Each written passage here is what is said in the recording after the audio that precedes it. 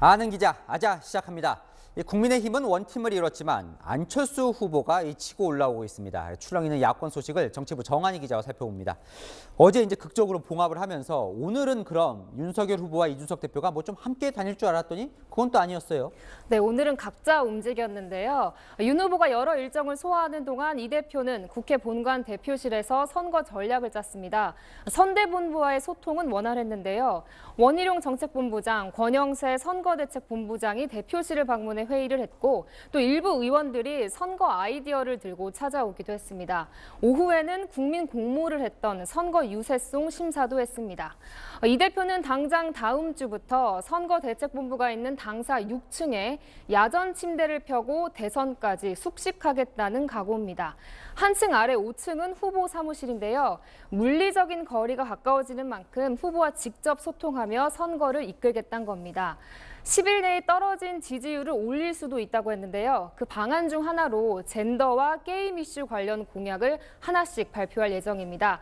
2030 지지율에 우선 집중하겠다는 것으로 보입니다. 자, 뭐 아직 순조롭긴 하지만 여기서요. 시청자 질문, 저희 아는 기자 아자에 들어온 질문 좀 답을 해주시죠. 네. 자, 이준석 대표가 또 도망갈 이유가 생기면 어떡하냐. 이 얘기가 뭐냐면 이준석 대표가 또 후보를 공격하지 않는다는 그런 보장이 있느냐. 이런 질문이 많이 들어왔습니다. 네, 어제 저녁에 이 비공개 의원총회에서 국민의힘 의원들이 우려했던 점도 바로 그 점입니다. 네. 또다시 내부 총질을 하면 어떡하냐, 불안하다는 거죠. 이 대표가 의원들을 안심시킨 한마디가 있었는데요. 세 번째 도망가면 당대표에서 사퇴하겠다고 약속한 겁니다. 또 의원들에게 후보가 실수하면 방어할 자신 있다고 말하고 논란을 빚은 연습 문제 발언에 대해서도 심기가 불편했다면 죄송하다 사과했습니다. 사과가 더 있었는데요. 지난 2주가 당원과 국민들께 얼마나 죄송한 시간이었는지 모른다. 또 실망스러운 모습 보여드린 거 사과드린다. 이런 말들을 했습니다. 네, 진짜 원팀의 중심에는 또 이제 홍준표 의원이 있는데요. 경쟁자였던. 네. 사실 그동안 윤 후보에게 많이 날을 세워왔는데 앞서 리포트 보면 좀 부드러워진 것 같기도 합니다. 회동도 한다고요? 네, 이르면 다음 주에 윤 후보와 홍준표 의원의 회동 가능성이 나옵니다.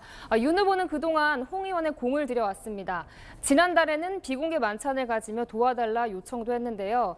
당시에도 이 대표와 갈등을 빚던 윤 후보를 향해서 홍 의원, 이 대표를 찾아가라고 조언했죠. 만찬 이후에도 선대위 합류에는 선을 그어왔지만 최근에는 기류가 달라졌습니다.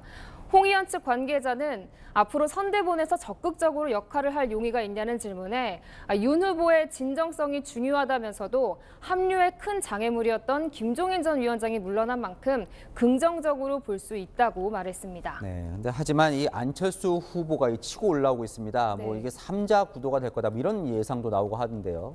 네, 안철수 후보 지지율 심상치 않죠. 오늘 발표된 여론조사입니다.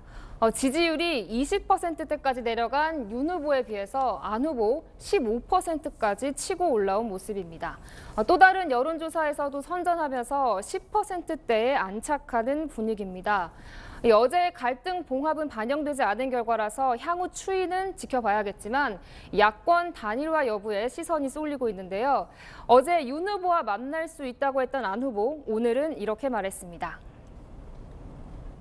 정치인이 만나자는 요청이 오면은 누구라도 못 만날 이유는 없다는 원론적인 말씀을 드린 겁니다. 지금은 자신의 비전을 가지고 국민들의 평가를 받아야 할 때입니다. 저는 지지율에 일희일비하지 않습니다. 네, 이 대표도 오늘 라디오 인터뷰에서 단일화 제안할 생각 없다며 선을 그었죠. 그러면서 안 후보 지지율 조만간 꺾일 것이라고 했는데 어제 비공개 의총에서도 제가 당대표로 있는 한 후보 교체는 없다고 강조했습니다.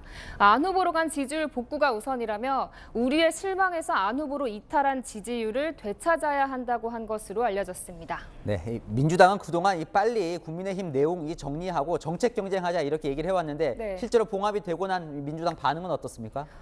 막장 드라마다 이렇게 평가절하했습니다. 네. 집안 싸움으로 관심을 끌더니 극적 봉합으로 주목받고 아침 막장 드라마에 출연 배우들인 양 연기는 잘한다는 조롱도 있었고요. 또 오늘의 원팀이 언제 원망팀으로 바뀔지 모른다고 비꼬기도 했습니다. 자, 이 원팀을 이루면요, 국민의힘 지지율 반등할 수 있을까요? 정 기자 보면 어때요? 일단 자기네들끼리 싸우는 그런 볼썽사나운 모습은 이제 사라진 만큼 네. 급락세는 어느 정도 막을 수도 있을 것 같습니다. 하지만 반등이나 맹추격은 이것만으론 어렵겠죠.